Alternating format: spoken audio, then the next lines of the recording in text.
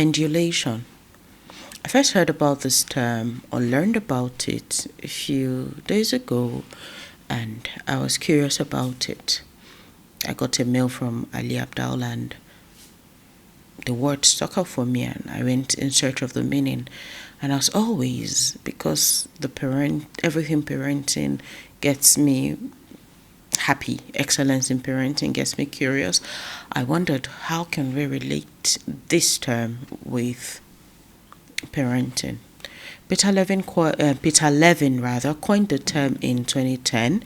He uses it, or it describes the process of oscillation between two states of tension, between the states of tension and relaxation, particularly in emotional responses.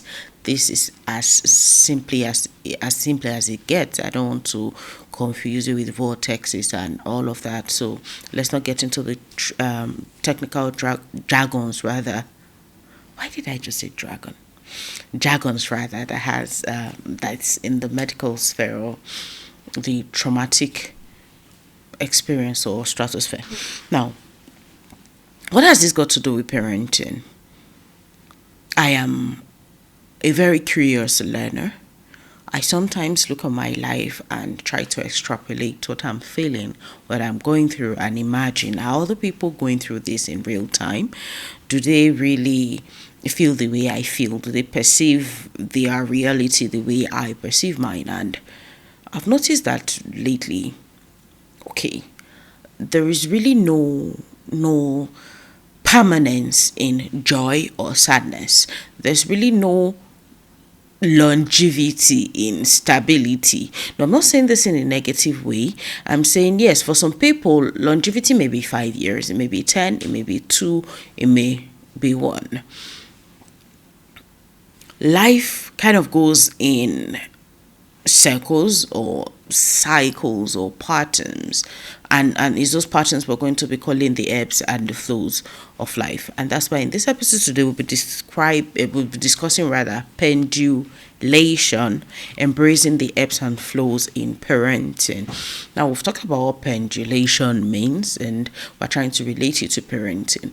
If you have to go through the emotional highs and lows in parenting, if you have to swing back and forth between I have a nanny who is good, or who I've trained enough to be good, this nanny just ups and leaves, and now I have to restart the process again. My wife, my husband has been so and so to me. My children sometimes throw tantrums even though they know a lot about emotional intelligence. If you come to see that these ebbs and flows, these highs and lows, are a part of life, you would stop wishing them away and start embracing them as a part of the growth process, as part of your expansion process. And now, when we're talking about pendulation, the law of rhythm, one of the 12 laws of nature comes to mind. Life comes in cycles and in patterns. So that you are ill today means that definitely healing is next. After light comes dark, or after darkness comes light. So if you are in a dark tunnel right now, you're very certain that light is inevitable, right? And imagine that, okay, that does not mean that when you are in a joyful state, you now be afraid that the next moment you'll be scared, or fear or sadness will come. It will now help you be more prepared, right? Be grounded, be more aware, be more conscious, so that when those seasons come, you'll be ready for them. It reminds me again of Joseph. Now, we are not trying to shove religion down your throat. We are referring to Joseph as a Bible character. I bet in your religion there should be an equivalent of him. So look at it from that lens. Joseph talked about Pharaoh's dream, right? About the 10 years of plenty, it's the 7 years rather of plenty, and the 7 years of lack. The years of plenty will come first, and then the years of lack will follow. I see it as life balancing itself. You can't always be taking, you must give at some point, right? Yin and yang, the law of polarity, the law of duality. Now, at the end of the day, he talked about the 7 years of plenty and the 7 years of lack, and he came up with a brilliant idea or strategy for ensuring that they have abundance during the year of plenty and have enough surplus to sell, to sustain themselves during the years of lack. What if he did not know that? What if God did not give him the wisdom to interpret the dream in that dimension? Guess what? They would have burnt rather through the years of plenty, and when lack comes, when those years of lack come, they'll be stranded, they'll be hungry, and who knows what they would do just to survive. Now, if you look at your life as an equivalent, or maybe draw lessons from that analogy, you'd realize that when you have plenty, it is not time to be affluent.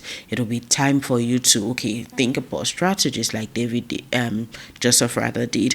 How do I save up? How do I make sure that in the midst of nothing, that other societies or communities can come and buy from me and give me of their plenty? You will stop being lavish in plenty and prepare for when you're empty, or for emptiness, so that in that season you'll not just be sustained, you'd also provide sustenance for other people. Now, we've talked about pendulation, how it came about, how we're relating it to parenting. We've talked about the law of rhythm and duality. Let's dive right into understanding the natural cycles of parenting. You see, there are joyful moments that we'll call the highs. You're bonding with your children, you're celebrating your accomplishments, you are playing, you are interacting with them. El Dorado. Life is beautiful, right? You don't want all of that to end. Okay, you've hired housekeepers or nannies or domestic staff. You've trained them to the point where your home is almost on autopilot. This can be tagged as your hiring. You're having a great time at work. You've been promoted. Your salary is robust. You've gotten a lot of entitlements or benefits that accrue to that promotion. Let's call all of those your highs. The lows may be you are getting ready for work, and all of a sudden your daughter or your son is crying. You have tried everything you know how to help them regulate their emotions. You've tried to help them self-soothe. You've tried to even come in and step in and say, okay, can I hold space for you and just be here? But nothing seems to be working. You've called in the Calvary, somebody they listen to, and then the person is talking to them in that instant. You're frustrated. Time is going. You need to get to work. You have so much to do. You have to drive a distance, and because everybody will be rushing at this hour, there'll be traffic. In that instant, you're so frustrated that you can't even keep it together. Can we call that a low? Or, I'm sorry to say this, in case this is your reality right now, you just found out that your husband you thought was very, very faithful to you has been cheating on you. Your wife that you could vouch for, that my wife, she loves me like mad. She's been stepping out of your marriage. Or you lost a child or a loved one. That can be turbulent, right? You see, it will take a lot of grace, it will take a lot of stamina, it will take a lot of resilience to get you out of that low. But can I shock you right now by telling you that the way to is through? I know. I can relate with the pain. No, not of others, but of losing a loved one, of losing a child. It's nothing I would wish on my worst enemy, It feels like you're gutted, like someone just reaches out into your heart, your chest, and rips out your heart from the cavity. No one prepares you for that kind of pain, right? But at the end of the day, instead of staying contracted, because life works with this rhythm of expansion and contraction. You go just like the heart.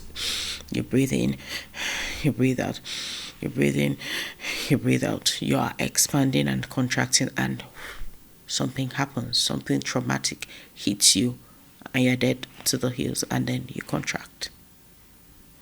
You will stay that way until you agree or admit or accept your new reality and begin to deal with it, so that you gradually will expand again. Of course, you can't stay expanded. Something must still happen that will make you contract. Now, this is not meant to annoy you or provoke you. it is what it is. It's just the law of nature. So instead of swimming against this tide and continuing to get frustrated, continuing to lose your steez, your peace, your everything, your composure, right? Your demeanor, instead of losing all of those things, if you learn to accept that this law exists, whether you want to or not, you now learn how to work with them in tangent, work in balance with them, in harmony rather with them, so that you would create the reality that you want, so that you start living instead of merely existing, so that you start actually driving your life instead of being driven and pulled by your hair along all the time. We've talked about the highs and lows. These cycles highlight the dynamic nature of parenting because nothing is ever static. So when I see people who coaches or people who say they've got it all figured out, my child cannot do this, I know that this, I actually see a gap in learning or understanding. They are talking based on the reality they know now or the much knowledge they have about life, because anything can spring up on you the next moment, no matter how well organized you are, no matter how articulate you are, because as you are planning, God has a grand plan. I feel like He just throws in something to spruce things up, to get you to even expand. What I've now come to see about challenges are they hit you and you feel like, oh my God, this is a lot. I cannot handle this. But when you come out of that challenge, you become bigger. The way you see life, the way you perceive life expands too. There are a lot of benefits that come with the ebbs that come with life, and we'll be discussing some of them today. Now, the next on our list is the normalcy or benefits of these fluctuations. I don't think God designed us and wished above all things that we prosper and be in good health, and then gave us those challenges out of hatred. I feel like they are what should make us grow. And the first one is, of course, promoting growth. They promote your growth. They make you adapt. They make you, of course, one of the characteristics of human beings, Mr. Niger D, right, is adaptability. You must learn to adapt. You cannot be so stuck in one cast or mold that you're not able to pivot or move to another role. There are some of us that have been in a particular job for 20 years and you've been getting the signs, the synchronicities are there, the cues are there, the nudgings, or the yearning. You're losing your peace over just getting out of that space and doing something else because you are stuck in the safety of sameness. You are in there. You are not allowing yourself there to get out of that mode, to move forward. And then out of the blue, something happens that jolts you out, that yanks you out of that comfort zone and pushes you in the direction of your next, of the new. You see, when negative things happen or challenges come, they are meant to push you to keep growing, to remove you from your comfort zone and nudge you on. The next one is it strengthens bonds. And now, as much as a lot of people are angry about cheating or unfaithful spouses, a lot of people are angry or hurt, or they feel like God abandoned them when they lose a child or a loved one. You can actually, after having learned about pendulation and the law of rhythm and the law of duality, you can actually now begin from here and look at the positive. So why did this happen to me? Did it happen for me? What can I learn from here? What is this telling me? What should I be doing moving forward? What was I focused on doing that I now need to stop doing right now? Where do I go from here? Because God is just and faithful, I believe that He will guide you through it. I believe that He will direct you and not just give you directions. He will walk you through every step of the way. So instead of looking at why is this always happening to me, ask, reframe it, positive reframing. Is this happening for me? What is this trying to teach me? Who am I going to become at the end of this journey? Now, when things like infidelity happen, when things like losing your children happen, you can either lose yourselves as a result, or you as a couple, or you can get together. It can serve as a bond. Yes, there'll be a lot of years or months or a lot of work in between, but if you actually commit to healing, if both of you actually commit to working together to get past whatever has happened, I believe that you can get to a place where you'll be stronger or made better by it. Now, I'm always pro whatever is broken can be fixed. I'm not saying that you should stay stuck in any marriage that you have gotten the lead in, or all everything is pointing towards leaving. Don't quote me, please. Please don't.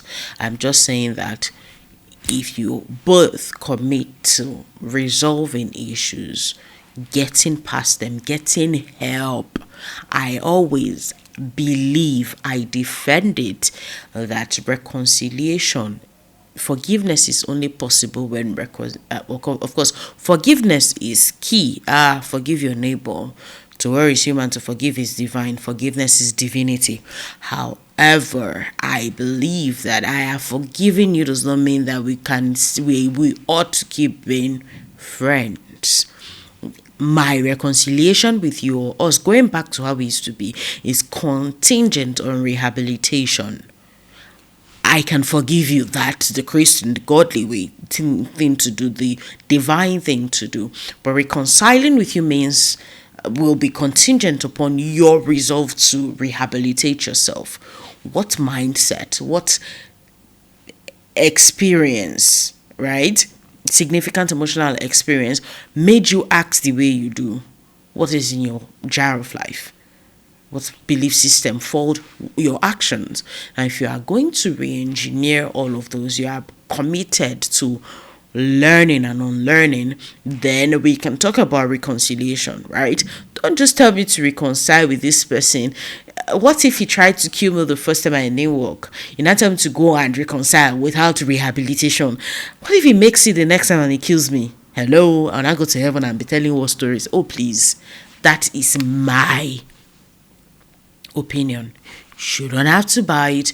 You don't have to agree with it, but it is my belief that if I must reconcile with you, you must be open to and committed to the entire process of your reconciliation. So challenges can serve as bond strengtheners if both parties commit to making that process work. Challenges, or should we call them the ebbs of life, can encourage self-reflection. How did I get here? What did I not do well? What would I have done better? Okay, what did I do well that still brought me here in the first place? What am I supposed to learn from here? You see, when you take a mirror and introspect and self-reflect, there's some truths you tell yourself that it will be better than somebody else telling it to you. As if you are really honest with yourself, this kind of cat, man, I know say that thing. Let me mess up. And when you come to that place, just like the prodigal son, nobody would have told him that, guy, go home. You chop pig food. It would have made sense to him. Or somebody tells you, no offense meant, you could actually benefit or profit from going to the gym and burning some calories or losing weight, you feel offended. But the day you look in the mirror by yourself and see all the brow bulges in the pot belly and the love handles, guess what? By yourself, you pick up your shoes, or you go to the hospital and then your doctor tells you, because of your BMI and all, because of your what they call it again? Why am I forgetting this word? Okay. Because of everything, okay, all the medical jargons, everything, apart from diabetes and all, because of your unhealthy eating habits or lifestyle, that you have maybe a few years to live. By yourself, you get up and run. Nobody would remind you that you are losing your children or you are going to die and leave them because you did not commit to live in a healthy way. You will get up by yourself and put into work. Self-reflection. So instead of castigating or pushing these things away, what am I doing? You have hired or employed, okay, you have employed rather, 10 people between 1st of January and 31st. The only recurring part in that equation is you. Is it possible that there's something you're not doing right? Is it possible that there's something you need to do better? If you self-reflect, instead of pointing fingers, they don't stay. They always this. They always. Calm down. Sit down and ask yourself, what is this situation telling me? What have I not done right? What should I do better? What should I do better? Always ask yourself that. What is this telling me? What am I not doing right? And what should I do better?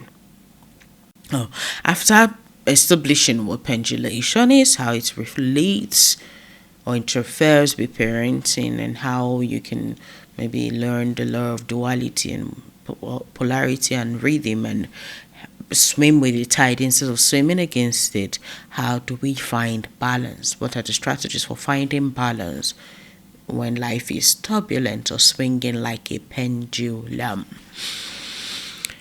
I've never really believed that there's anything as such thing as balance, because something is always giving. That's the bitter truth. My being here right now means that I am not doing maybe 10 other things on my to-do list. My doing this right now means that I'm not doing other possible things that I've been doing, my other areas of giftings or potentials. So something must always give. So instead of finding a balance, can we say, how do we create or find harmony? How do we harmonize situations? Because in trying to look for balance, you may just end up frustrating yourself even more. To manage the ebbs and flows of parenting, let us consider the following strategies, shall we? Number one, you must recognize your own emotions. You must be emotionally aware. How am I feeling right now? Nobody's going to do that for you. And you must be able to name your emotions, right? If you are feeling weak or tired, don't go saying I'm hungry, because you may have, even after eating, you may have solved the problem of hunger, but that feeling of tiredness will still be there. All right, you must be mindful. You must learn mindfulness techniques. Don't be too tired to take care of your mind. A lot of people, when they are sick, they go to the doctors, right? They go to the doctor for the body, but when their minds are they somehow just neglect it. They feel like going to see a therapist means that you're sick, or you're going to see a shrink means that you're mentally deranged, or you don't decrease. Nah, you must take out time to go and talk to a professional, right? Be mindful. Meditation helps. By all means, if your body is obese, if you are feeling obese, overweight, you go to the gym. What happened to your own mind gym? Do you have a mind gym? What is part of your daily regimen for your mind? There must be supplements you take on a daily basis to keep your mind stable and clear. Because if you are cluttered inside, you will see the clutter outside, because as within, so without.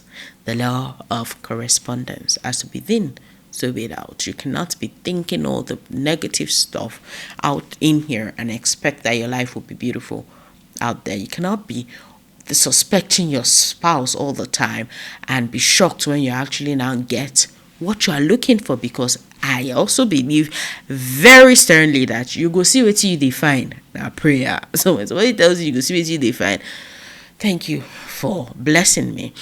Whatever you're looking for, Job said, the thing that I feared the most has now befallen me. Whatever it is you are scared of, trust me, you are giving it energy. And where energy flows, trust me, growth will follow too. Do you understand? That you do not want to see doesn't mean you should fixate on it and be thinking about it. As a man thinks in his heart, so he is. As he continues to think in his heart, so he continues to become. So if you want different expressions or different experiences, do not conform to the standards of this world. Rather, keep transforming be transformed by the renewal of your mind, by the renewing of your mind. How do you renew your mind? When you do not read, when you do not meditate, when you are not mindful, when you do not take out time to just be. Go and think, walk in nature. You must learn mindfulness techniques.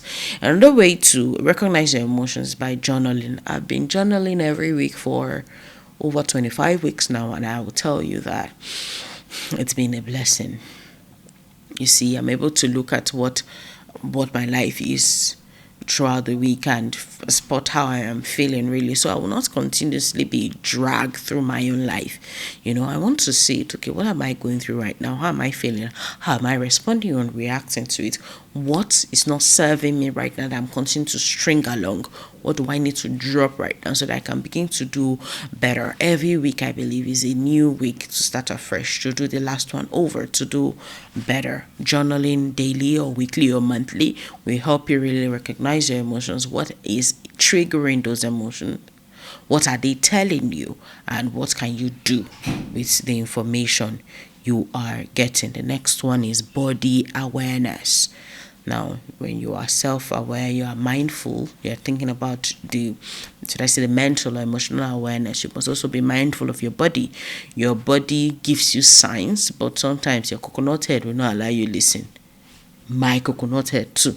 Because there have been times I went to join high-intensity workout at the gym, and my body is giving me troubleshooting and telling me, error, this is too much, this is too intense, and because I get coconut head, I will not listen. At the end of the day, instead of being able to work out my regular 5 times a week, I'm able to go twice, and for an entire week I won't be able to go again because my body is now going into recovery mode. Trust me, some people work out for 10 minutes and they're able to burn more calories than others who do for 10 hours. Is about being aware of your body and its needs. But your body type, how would you take in food, for instance, and transmute it into energy? At the end of the day, when man knows himself and learns to be true to himself, your outcomes, your results will be different. You must sit with yourself and understand, okay, this headache I'm feeling right now, what is it telling me? Am I sick? Am I stressed out? Is it fatigue? Do I just need to stop and go and rest? When your phone is down, you charge it. When your body is down, you need to charge it for it to continue to work. The next one is mindful transitions.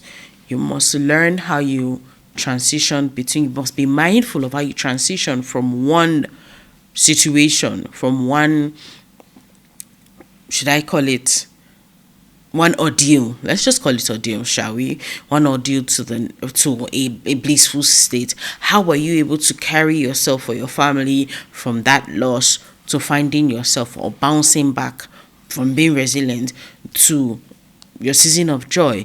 If you are mindful, you will understand that you will be able to take notes, right? So that next time you are going through something similar, you're building self-efficacy, right?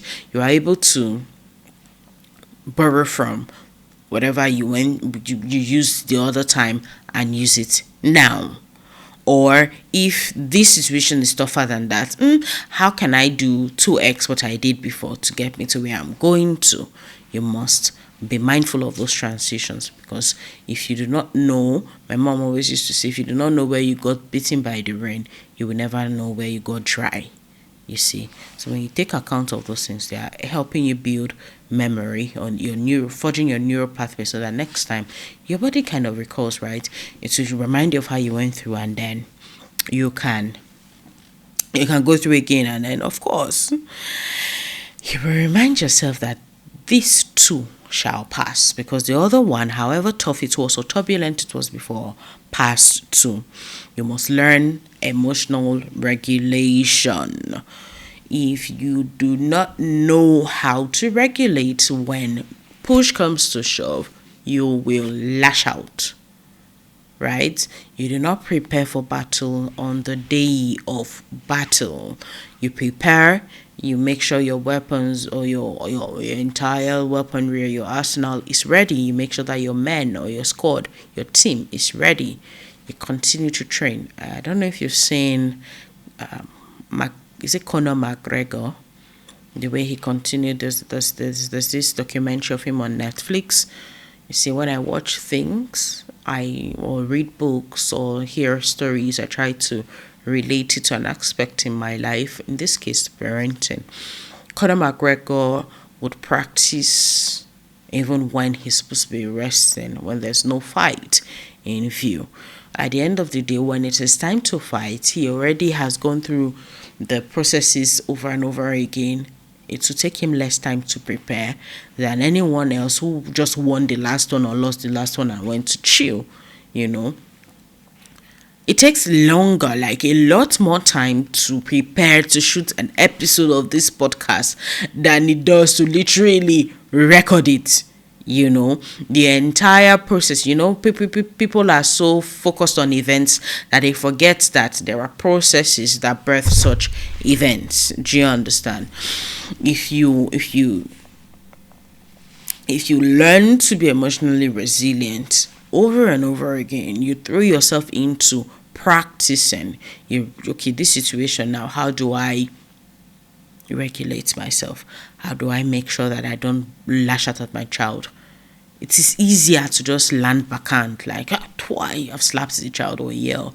But if you take every situation as an opportunity to practice, you find out that you're building the muscle, and over time you'll get better at it. You must also learn to be resilient. Yes, mental toughness, mental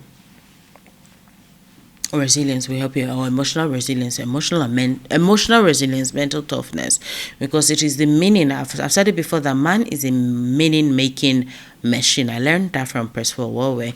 If you continue to attribute meanings, negative meanings or connotations to events, you continue to feel negative about them. If you continue to feel like a victim or feel victimized by things, you continue to stay in that contracted form. Something has happened. Yes, this man, or the Bible always talking about men. Women cheat too, right? This woman has cheated. It is not about you. Don't blame it on you. There may have been something about their upbringing, their significant emotional experiences, or their own personal convictions that led them to it. It may naturally not even have anything to do with you. I was discussing with someone at the gym yesterday, and she was just talking about why some men step out of their marriages. I was like, most of the times their wives are very beautiful, delectable, pretty. They are everything. It is sometimes not even because of the woman, or because she's not pretty or she's not wealthy. No, you'd even find out that some of the side chicks are less attractive, or let's just say less in every sense of the word, than their wives. What they may have gone for I think why they may have gone out, maybe the way they were raised, their upbringing. If you really psychoanalyze and check the way they were engineered, the way they were brought up, you'd be amazed. Like, you won't be amazed that it turned out that way. A child who was raised in a home where the father beats his wife, right? Beats his mom, rather. That is probably a deacon in the church, that smokes and tells other people they will go to hell for smoking. You're already seeing hypocrisy that was abused probably by help or one of their relatives that was staying with them in the house. You're already seeing a lot of hypocrisy and dual personality and of course, dual identity, because at home he's forced to be a very nice person. In school, he has to exert his authority and control so that people will not take him for granted or treat him like trash. When this person grows up, what do you think will be his reality? Now, it is not enough to say God forbid. It is not enough to say, I can never do this. What strategies have you put in place to make sure, to ensure that you are not like, I can never be like my father, I can never be like my mother? Have you unlearned? But you learned from them? Because they are buried deep down in your subconscious. The body does not forget. The mind doesn't too. They are there. They are just waiting for a spark. to trigger the ignition. And then when it happens, even him, the person is surprised because I thought I would not do this. No, it's not enough to talk, to just think about it. What were the significant emotional experiences you went through as a child? And how can you begin to go back and heal from your childhood traumas? You see, so that you be able to be whole, be well, and be wholesome enough to bring sanity to your relationship with your spouse. At the end of the day, it's not just enough to say, I don't want to be like this person or I don't want to be like that person. What are you doing to make sure that you are not them? You see, so in building resilience, you are not just building for yourself to you are by extension teaching your children, because they are learning more from your actions than from your words. You are shaping the next generation to show them that, okay, these things happen, but how we take them, how we treat them determines our response to them and how long they would even last or have a hold on us.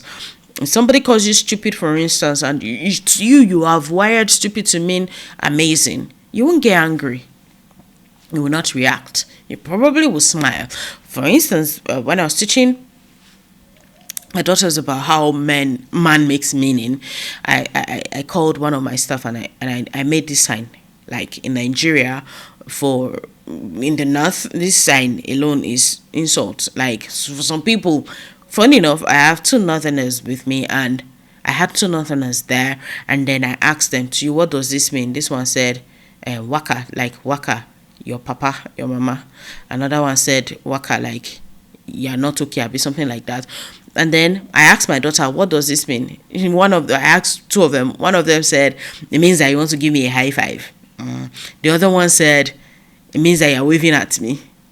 I'm like, you see, the same gesture, different meanings, right? If I did this to you, you will not get angry. But if I did it to her that's from the north, she would get provoked, like I'm insulting her father and her mother, right? When we teach our children, we are creating a culture for how they will perceive the world, for how they would accept to be treated, for how they will in turn treat other people. So learning resilience will not just be you learning it for yourself alone. It will be part of what you're modeling to your children, so that when they too go through challenges, they will not be marred by them. Such challenges will make them instead.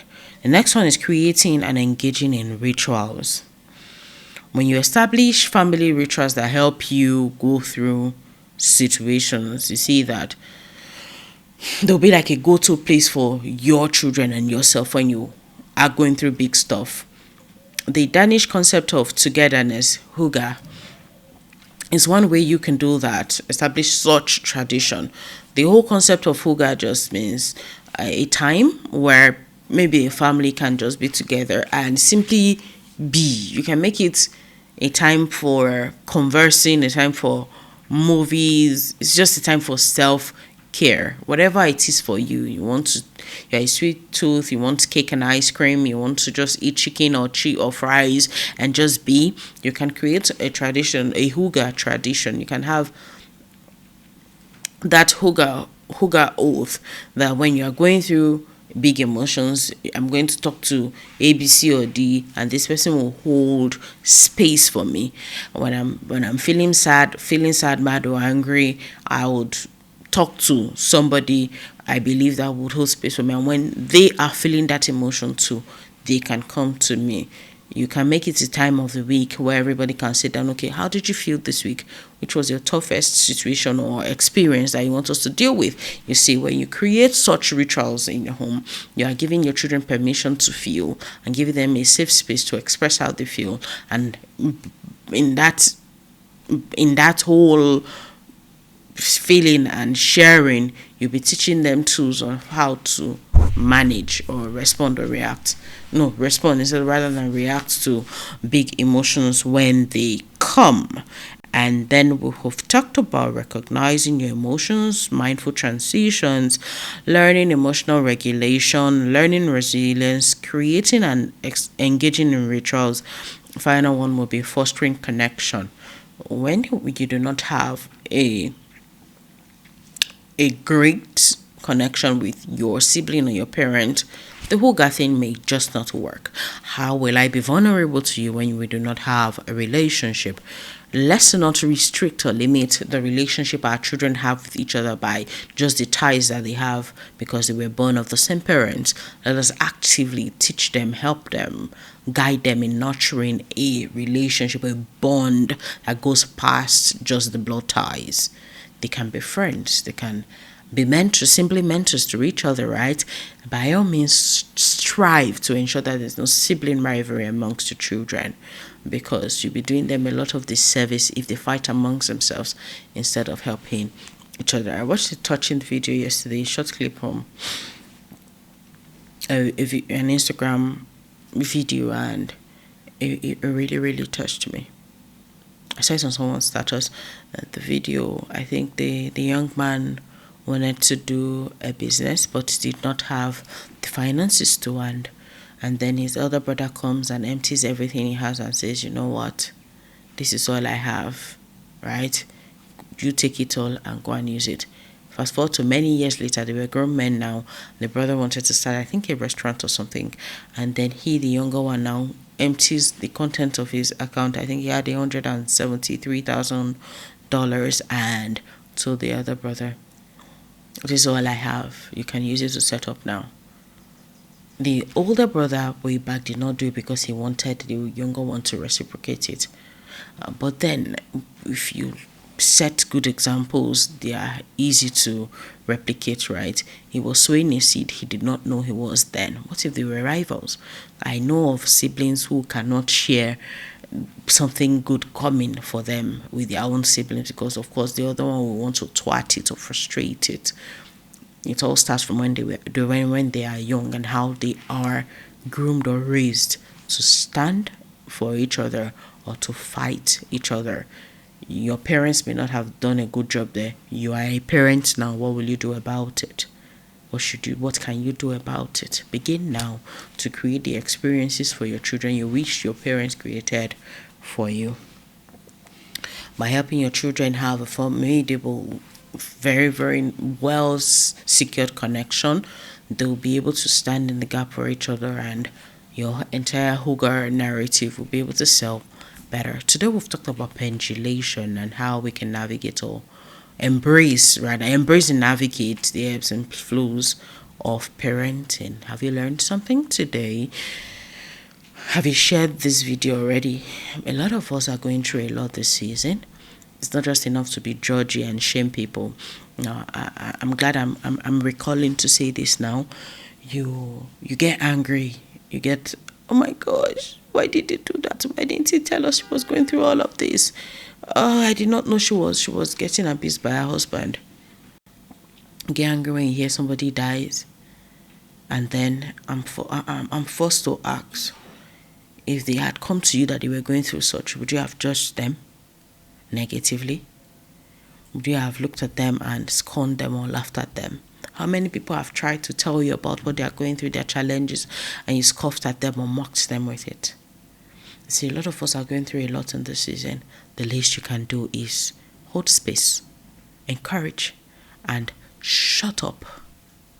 Yeah, shut up. Somebody tells you something, keep it to yourself, zip it. They did not give you permission to go and spread it. Don't be a gossip monger. Like, seriously. The reason why people won't be vulnerable is because they know that you either shame them or you go and talk about their business to other people. Right? If you want somebody to be vulnerable to you, you must earn it. You must show that indeed you can keep their confidence. All right?